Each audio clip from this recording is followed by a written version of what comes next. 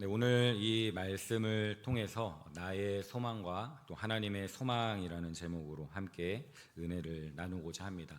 누군가 여러분에게 소망이라고 질문을 한다면 어떤 것이 여러분의 소망입니까? 라고 질문을 한다면 쉽게 대답하지 못할 것입니다. 이 소망이라는 말이 모호하고 추상적이기 때문입니다.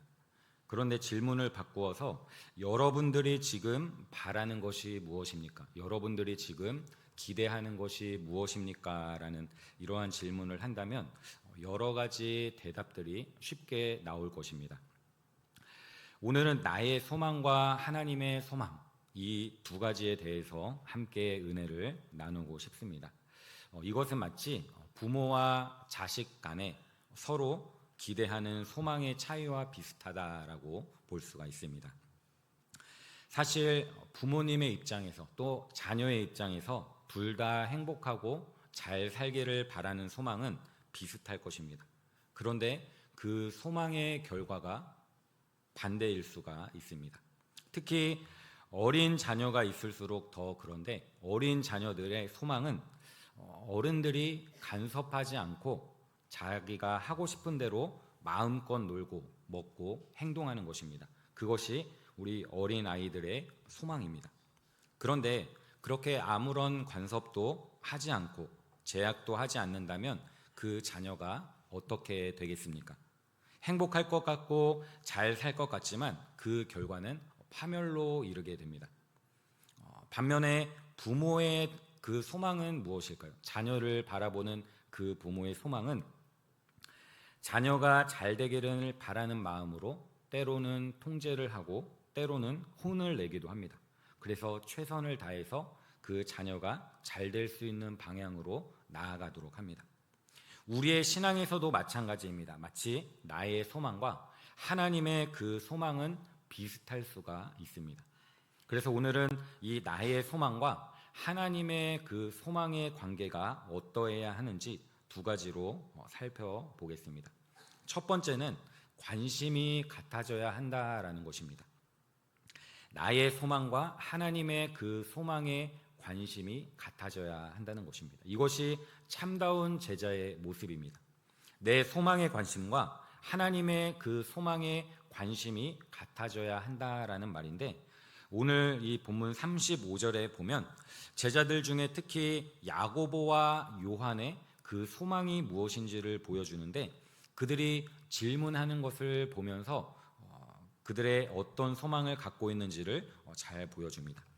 선생님이여, 무엇이든지 우리가 구하는 바를 우리에게 하여 주시기를 원하옵나이다 라고 이야기를 합니다. 예수님께서 이 말씀을 들으시고 너희에게 무엇을 하여 주기를 원하느냐라고 질문을 하시죠. 그러자 그들은 주의 영광 중에 하나는 주의 우편에 하나는 주의 좌편에 앉혀달라라고 요청을 합니다. 이 야고보와 요한이 갖고 있었던 소망과 기대는 하나님이 전능하신 분이시기 때문에 각각 우편과 좌편에 높은 권세를 허락해 달라는 것입니다. 두 번째는 예수님이 왕으로 등극하셨을 때 각각 우편과 좌편에 그 높은 권세를 허락해 달라는 것이었습니다. 그런데 한번 생각을 해보십시오. 이 두 명의 제자들이 갖고 있었던 소망과 예수님이 갖고 있는 그 소망이 같아 보입니까? 오늘 본문을 보면 전혀 그렇지 않다라는 사실을 발견하게 됩니다. 이미 예수님은 32절에서 자신이 예루살렘에서 능욕을 당하고 침뱉음을 당하고 채찍질을 당하고 죽음을 당할 것을 말씀하고 있습니다. 그리고 3일 만에 살아나실 것도 말씀하고 있습니다. 그리고 오늘 본문 마지막 절인 45절에서 예수님은 자기의 목숨을 많은 사람의 대속물로 주시는 것이 자신의 소망임을 밝히고 있습니다. 예수님은 죽으심을 통한 구원에 소망을 두시고 있는데 왜 제자들은 자신들이 영광과 왕으로 등극하는 것에 관심을 갖고 있을까요? 아마도 이 야고보와 요한이 신앙이 부족해서가 아닙니다. 메시아에 대한 그런 지식이 부족해서도 아닙니다. 그들의 관심이 그들의 눈을 멀게 했기 때문입니다. 무슨 말이냐면 앞에 있는 마가복음 9장에서 베드로와 야고보와 요한 이 세 명은 예수님과 함께 산에 올라가게 됩니다. 거기에서 예수님의 변화하신 놀라운 영광의 모습을 직접 확인하게 됩니다. 그러니까 다른 사람은 몰라도 이 야고보와 요한은 예수님께서 죽으시고 부활하신 그 영광이 얼마나 찬란한지, 얼마나 위대한 것인지를 예상을 하고 있다는 것입니다. 그래서인지 예수님께서 죽음을 말씀하고 계시지만 마지막에 부활도 함께 이야기를 하십니다. 곧바로 예수님의 그 영광을 경험했었던 제자 두 명이 37절 말씀에 주의 영광에서 하나는 우편에 하나는 좌편에 앉게 해달라라고 청탁을 하고 있다는 것입니다. 비록 예수님이 십자가에서 죽을 것이지만 부활을 하신다면 그 영광이 아마도 변화산에서 본 것만큼 찬란하고 위대할 것이라는 것을 알고 그것을 알고 있기 때문에 그 자리를 차지하려고 재빨리 청탁을 하고 있는 것입니다. 이 두 명의 제자의 관심은 예수님의 관심과는 전혀 다른 것입니다. 그런데 이 두 제자는 왜 주의 영광에 하나는 우편에 하나는 좌편에 앉게 해달라고 했을까요? 누구를 위해서입니까? 순전히 자기 자신을 위해서입니다. 우편과 좌편이라는 그 높은 자리에 앉아서 예수님과 함께 거대한 그 권세를 차지하고 큰 힘을 갖고 싶어하는 그러한 욕심이 단지 그들이 갖고 있었던 관심이었다는 것입니다. 그러다 보니 그들에게는 십자가의 죽음을 앞두고 있는 그 예수님의 슬픔과 눈물이 눈에 들어오지 않았습니다. 무작정 자신들을 높은 위치로 올려달라, 무작정 좋은 것을 달라 요구하기만 바빴다는 것입니다. 그리고 일단 내가 잘 돼야 되고 내가 한 자리를 차지해야 하기 때문에 온통 그것에만 관심이 있었습니다. 다른 사람들이 얼마나 불편해하고 얼마나 열이 받아 있는지 관심이 없었습니다. 결국 이 두 제자에게는 세상 죄를 지고 가는 하나님의 모습, 예수님의 그 모습이 보이지 않고 함께 살아가는 다른 10명의 제자, 공동체도 보이지 않았다는 것입니다. 이 순간 이 두 제자는 마치 영적인 맹인이 된 듯이 꽉 막혀 있었습니다. 욕심 중에 있는 그 관심은 우리의 눈을 멀게 합니다. 아마 모든 인간은 아담의 타락 이후에 영적인 시력이 아주 희미하게 남아 있습니다.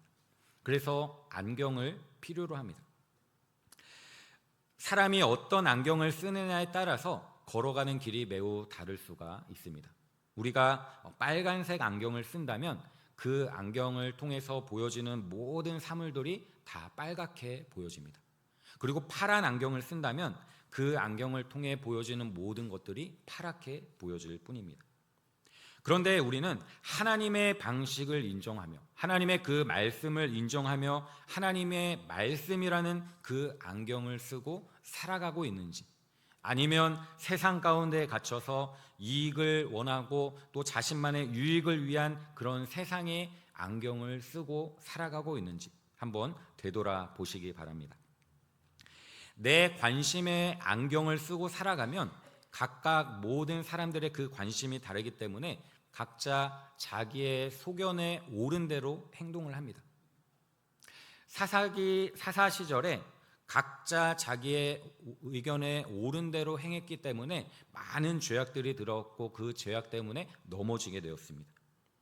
우리도 눈으로 보여지는 것, 내가 갖고 있는 그 관심, 내가 좋아하는 것밖에 보이지 않습니다. 어쩌면 그게 당연하고 그게 진리인 것처럼 보일 수 있습니다. 하지만 우리가 세상이라는 안경이 아니라 하나님의 말씀이라는 이 안경을 쓰고 살아갈 때 내 관심은 점점 하나님의 그 관심과 같아지게 된다는 것입니다.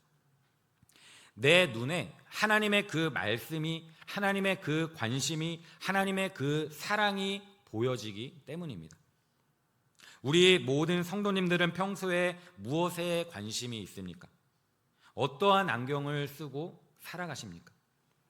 요즘에 무엇에 관심을 가장 많이 가지고 살아가고 계십니까? 뭐 하느라고 시간을 가장 많이 보내십니까? 우리 성도님들이 보내는 그 시간이 하나님께도 의미가 있고 하나님께도 관심이 있는 시간입니까? 나의 소망과 하나님의 그 소망이 점점 더 하나가 되어져 가고 있습니까? 이 두 제자에게 관심의 전환이 필요했듯이 우리들에게도 관심의 전환이 필요합니다.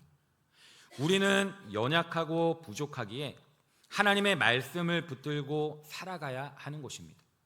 하나님의 그 말씀을 바라보고 하나님의 뜻대로 살아가는 것, 우리의 모든 것을 하나님께 맡기고 살아가는 것, 적어도 이 자리에 있는 우리 모든 성도님들은 하나님과 같은 관심을 가지고 살아가시기를 소망합니다. 나의 소망과 하나님의 그 소망의 관계가 어떠해야 하는가? 두 번째는 세상의 방식과 하나님의 그 방식 중에서 머뭇거리지 말아야 한다는 것입니다. 우리가 세상을 따라가는 것이 아니라 하나님의 말씀을 따라가야 한다는 것입니다. 양다리를 걸치고 이런 상황에서는 세상을 따라가고 저런 상황에서는 하나님을 따라가는 것이 아니라 하나님의 방식으로 살아가기를 힘써야 한다는 것입니다. 41절 말씀을 보면 10 제자가 듣고 야고보와 요한에 대하여 화를 냈다라고 표현을 합니다. 주의 영광 중에 높은 자리를 차지하기 위해서 먼저 그 자리를 달라고 하는 야고보와 요한의 그 소리를 듣고 나머지 10명의 제자들이 화를 낸 것입니다. 다른 제자들이 화를 낸 이유가 무엇입니까? 2명의 제자들은 몰라도 자기들을 제쳐두고 자기 2명만 높은 자리를 차지하려고 했기 때문입니다. 앞선 9장에서 예수님의 죽음을 말씀하신 이후에 이미 서로 길에서 누가 높은지에 대해서 다투는 내용이 나옵니다. 그리고 이어서 세 번째로 예수님께서 죽음을 말씀하시면서 야고보와 요한은 자기들을 제일 높은 자리에 올려달라고 간구를 합니다. 참 한심한 모습입니다. 그런데 제자들의 모습을 보면 세상의 방식과 하나님의 그 방식 사이에서 머뭇거리고 있는 것을 볼 수가 있습니다. 제자들은 사실 세상의 방식을 버리고 예수님을 따른 사람들입니다. 그래서 어떻게 보면 하나님의 그 방식 위에 서 있는 것처럼 보입니다. 그런데 여전히 누군가 더 높은 자리를 차지하느냐, 이것으로 인해서 다투고 화내는 것을 보면 지금도 여전히 세상과 하나님 사이에 양다리를 걸치고 있다라는 것을 발견하게 됩니다. 42절에 보면 제자들이 기대하는 그 세상의 방식을 예수님이 말씀을 하시는데 이방인의 집권자들이 그들을 임의로 주관하고 그 고관들이 그들에게 권세를 부리는 줄을 너희가 알거니와 라고 말씀을 하십니다. 세상의 방식은 권세가 크면 클수록 다른 사람을 지배하게 됩니다. 자기 마음대로 행동을 하게 되고 자기 마음대로 다른 사람들을 부리게 됩니다. 보이는 대로, 들리는 대로, 하고 싶은 대로 마음껏 하는 것이 세상의 방식입니다. 그런데 하나님의 방식은 좀 다릅니다. 권세가 크면 클수록 다른 사람을 자유롭게 한다는 것입니다. 자기의 마음대로가 아니라 주인의 마음을 헤아리면서 주인의 모습처럼 섬기며 행동한다는 것입니다. 이것이 세상과 다른 하나님의 방식입니다. 그리고 특별히 온유한 자로 살아갑니다. 많은 사람들이 이 온유함이라는 단어에 오해하는 경우가 있습니다. 온유하다라는 이 말 자체는 단순히 그냥 부드럽고 겸손하여 약한 모습을 연상하면 잘못입니다. 온유라고 하는 이 단어, 프라이테스라는 이 단어는 이리 뛰고 저리 뛰는 야생마를 잡아서 강도 높게 훈련을 시키고 그것을 길들여서 야생의 힘을 일정한 방향으로 사용할 수 있도록 절제하고 통제하는 모습입니다. 즉, 이 온유함이라는 이 말은 결코 약하다는 말이 아니라 자신을 길들이고 단련시키는 그 주인이 하나님이심을 인식하기 때문에 결코 자신의 마음 내키는 대로 일을 하지 않고 모든 일을 주님의 손에 맡기며 나아가는 그 삶이 바로 온유함이라는 것입니다. 우리도 이러한 온유함을 가지고 우리를 길들이고 단련시키는 그 주인이 하나님이심을 바라보며 나아가야 합니다. 내 생각, 내 마음, 내 뜻대로 하고 싶은 것들이 많이 있겠지만 나 자신을 길들이고 단련시키시는 그 주인이 하나님이심을 인정하고 그 하나님의 말씀에 따라 순종하기를 힘써야 한다는 것입니다.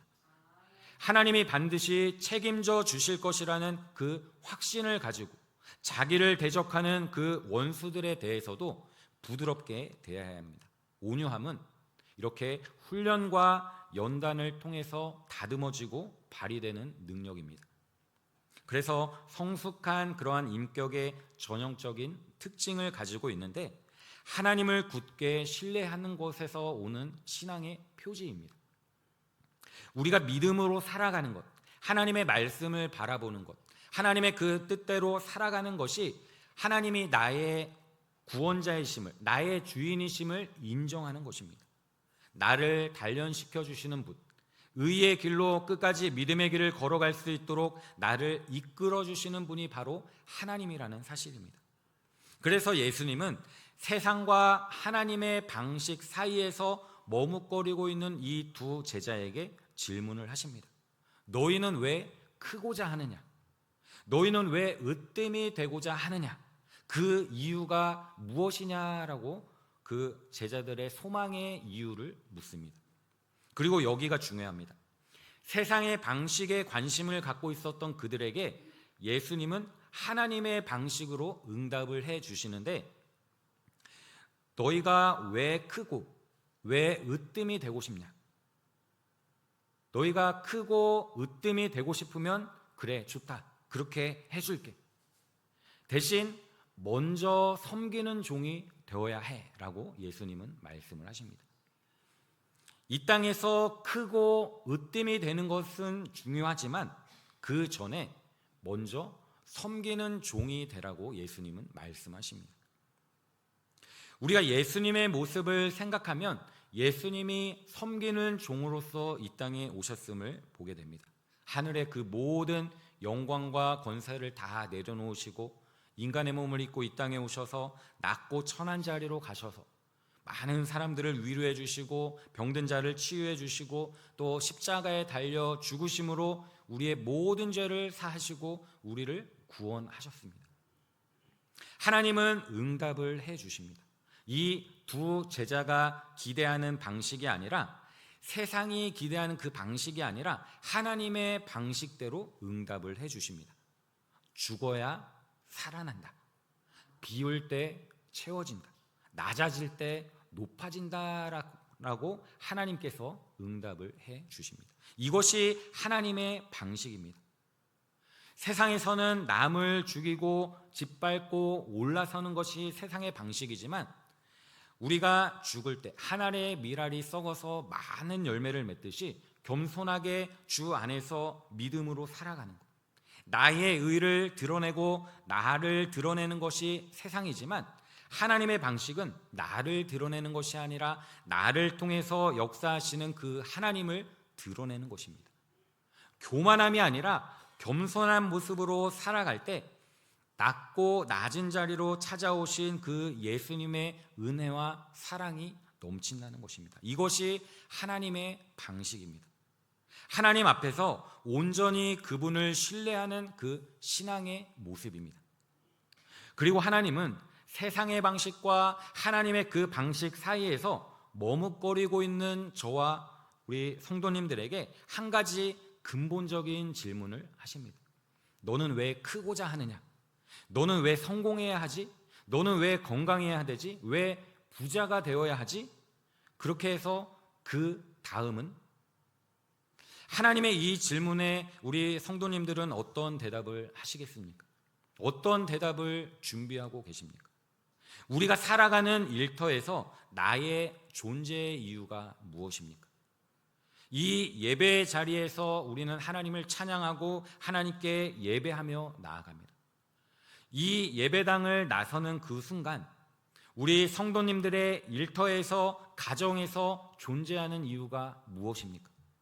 단지 돈을 벌기 위해서, 먹고 살기 위해서 어쩔 수 없이 살아가십니까? 그것은 하나님의 소망이 아닙니다. 하나님은 우리 모두를 향한 소망을 갖고 계십니다.